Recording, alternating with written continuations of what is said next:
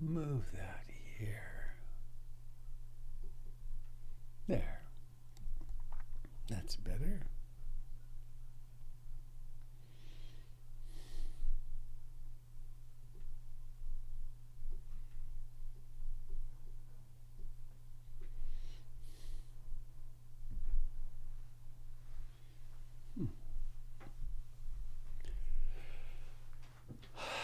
Good morning, dear friends, Dharma friends.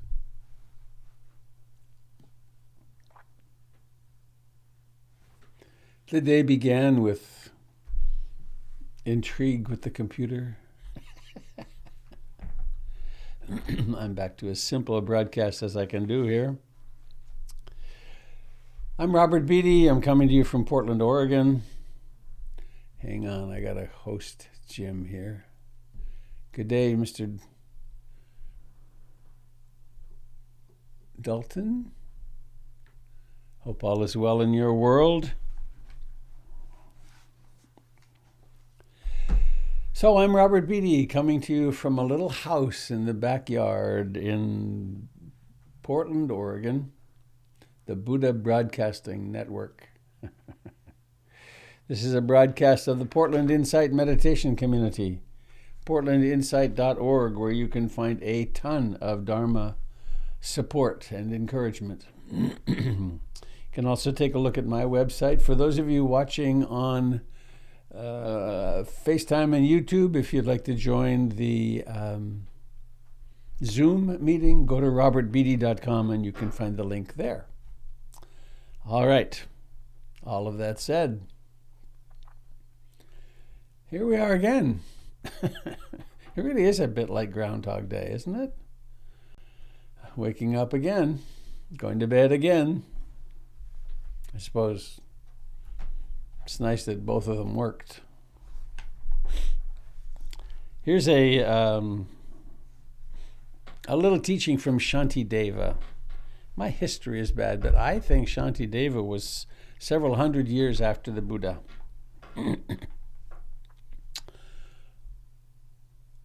All mistakes that are, all the various kinds of evil arise through the force of conditions. They do not govern themselves. These conditions that assemble together have no intention to produce anything, and neither does their product have the intention to be produced. Hence, everything is governed by other factors, which in turn are governed by yet others. In this way, nothing governs itself.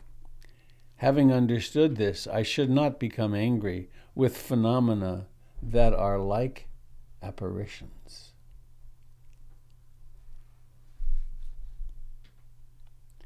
All mistakes that are, all the various kinds of evil arise through the force of conditions. They do not govern themselves. These conditions that assemble together have no intention to produce anything, and neither does their product have the intention to be produced. Hence, everything is governed by other factors, which in turn are governed by others. In this way, nothing governs itself. Having understood this, I should not become angry with phenomena that are like apparitions.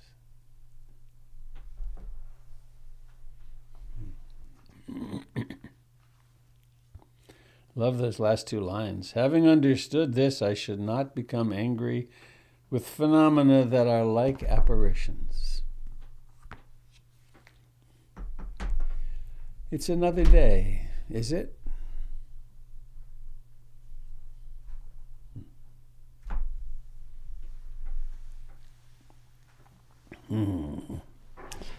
I think it would be good to remind ourselves of the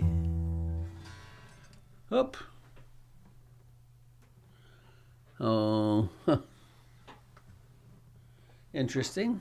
Well, not that. Somehow I lost the tuner en route from the house. Okay, let's sit. Please adjust your shirt collars. Very important that the shirt collars be in the proper place. Hello, Budo.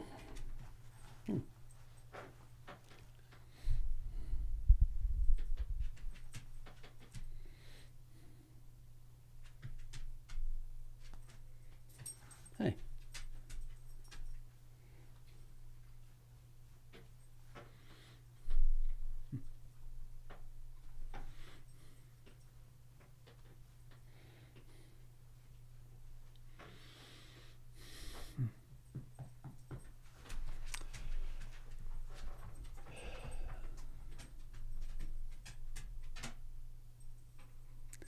We come together. We travel through the darkness to the meditation hall. Seekers of awakening have been doing this for thousands of years. We each experience ourselves as a uniqueness. And there's truth to that. We are each one of a kind ever. One of a kind ever.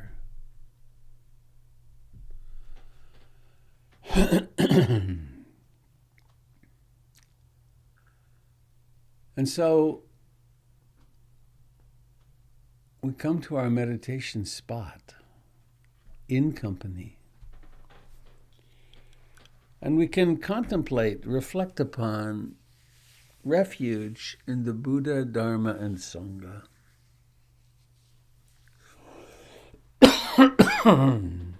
We could say, oh, been there, done that. But in fact, refuge is an action or intention of every moment. And my experience has been that it makes more and more sense. It's more and more foundational, clearly foundational. Not so much as a belief as a realization. I take refuge in being awake right now, right here. It's not, I take refuge in who I'll be, how I'll be an hour and a half from now after breakfast, when I've done my yoga, etc. It's right now.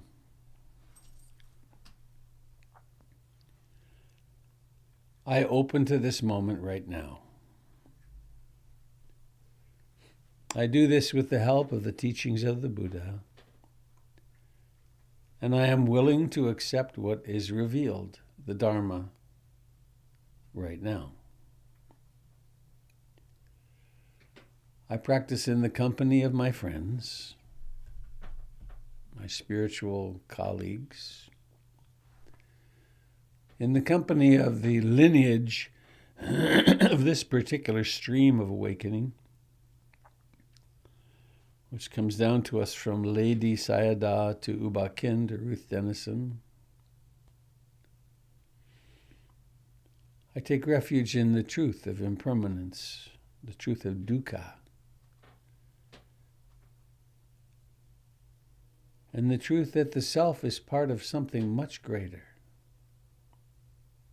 infinitely greater.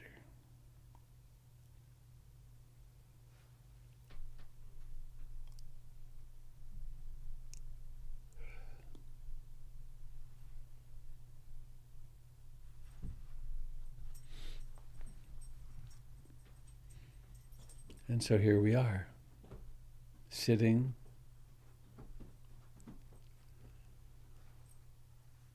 alive,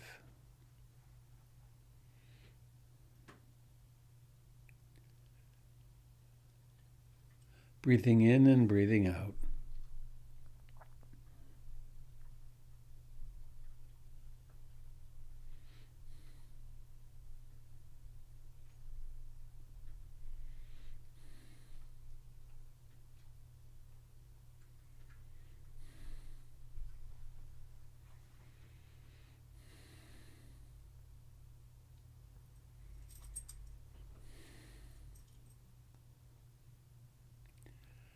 And with the power of intention,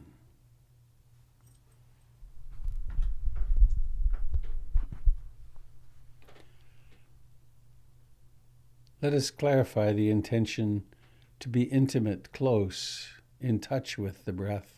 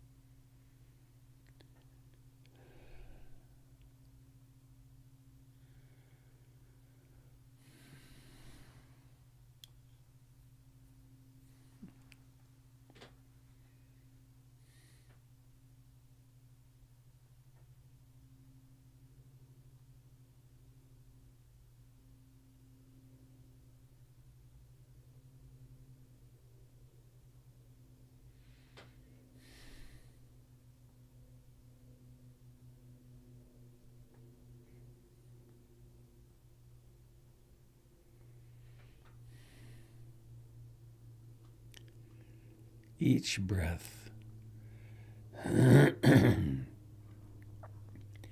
is an invitation to be awake.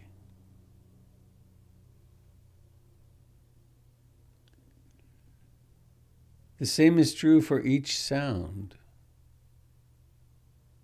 each thought, each memory, each moment of anxiety, each moment of ease.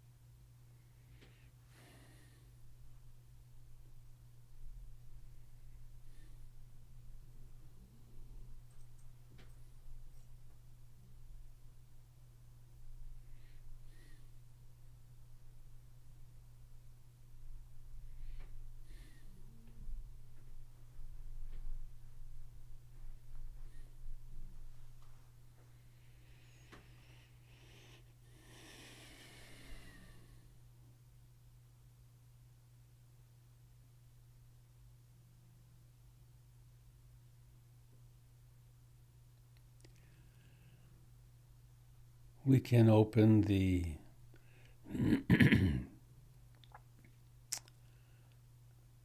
the boundaries of our home base in the breath to include the entire body.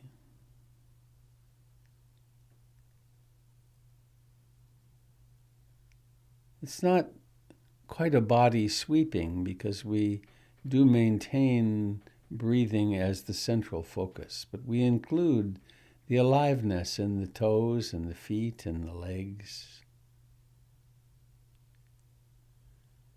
the aliveness in the pelvis, all the organs of the pelvis, the life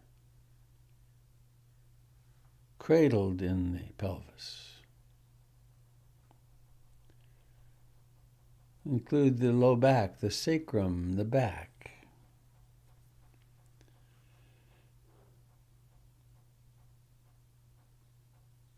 The abdomen and solar plexus and the chest.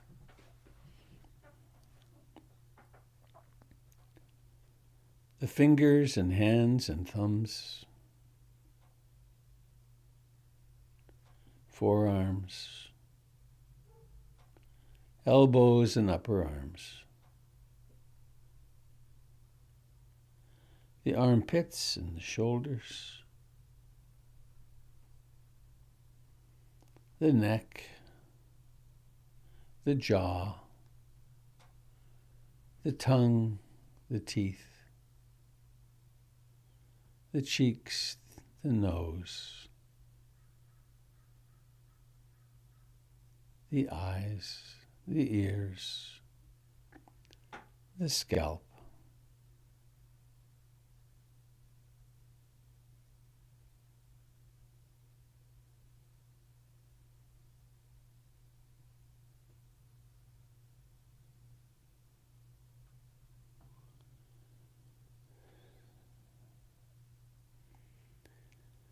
and so we have a living body that breathes.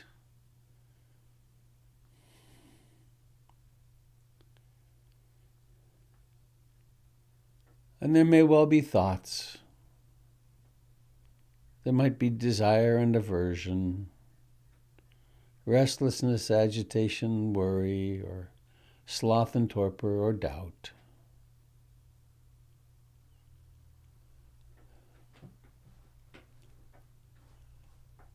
From the very outset, the practice is ahimsa, non-violent.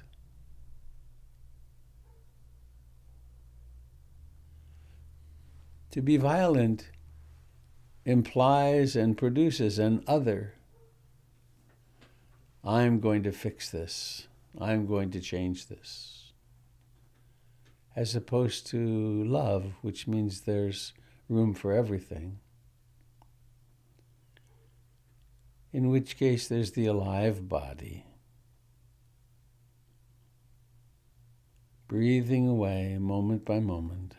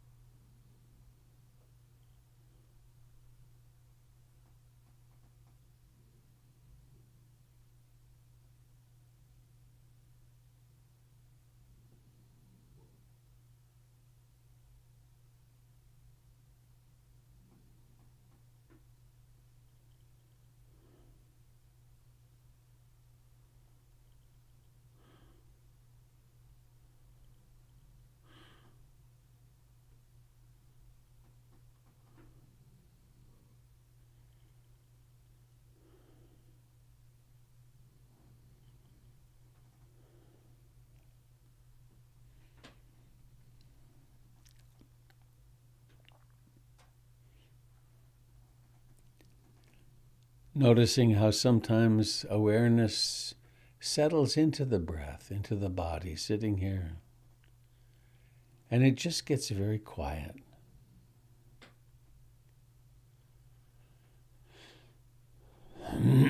At such times, one can really observe the becoming and going of thoughts, the episodic arising of sounds or body sensations.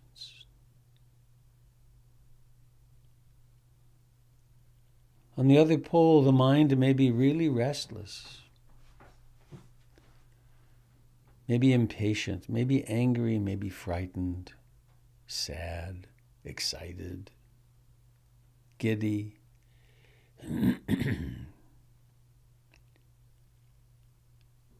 Could be colored with great generosity and excitement about some kind act you're planning today.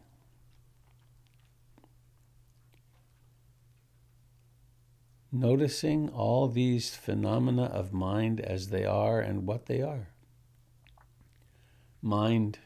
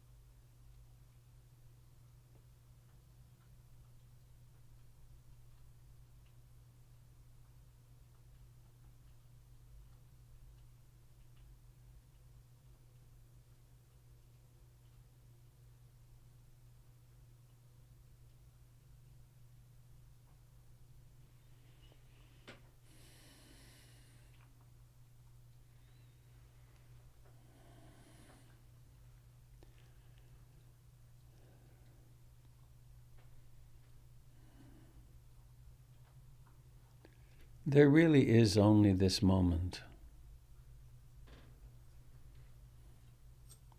We say things like, I meditated for half an hour or 40 minutes. That's true at one relative level. But in experience, is there anything resembling 30 minutes? Or is that an idea?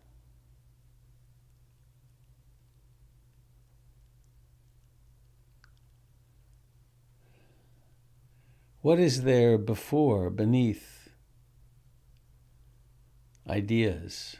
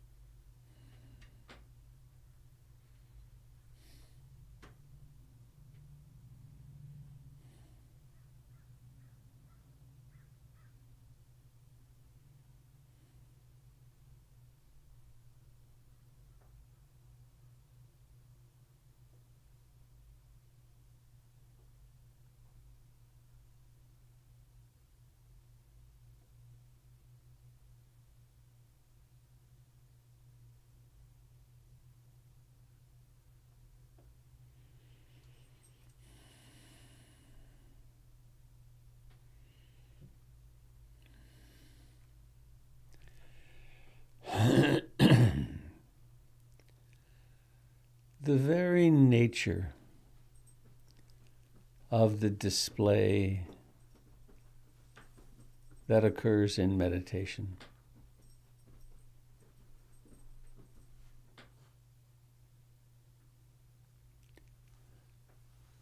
provides irrefutable evidence. Everything's in change.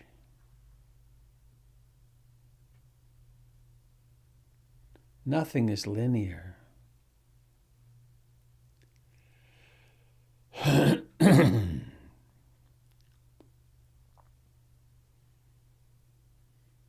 There's no predicting what thought or emotion or where the mind will go in the next moment. Unless, of course, one is rather concentrated, which is why that's so attractive.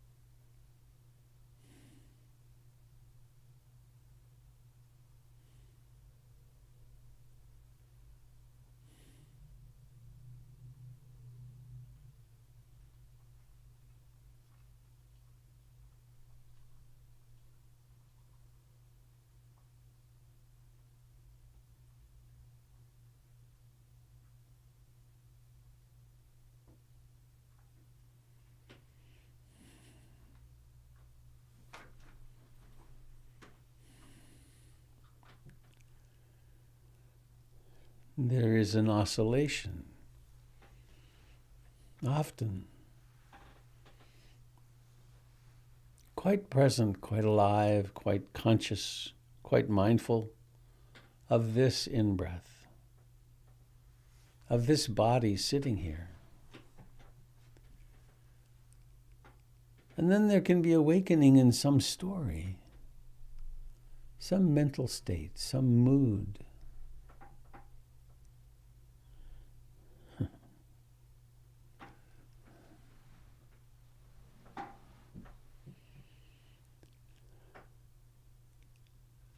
The awakening is a natural process. We come together, we take the time to do this very simple practice together.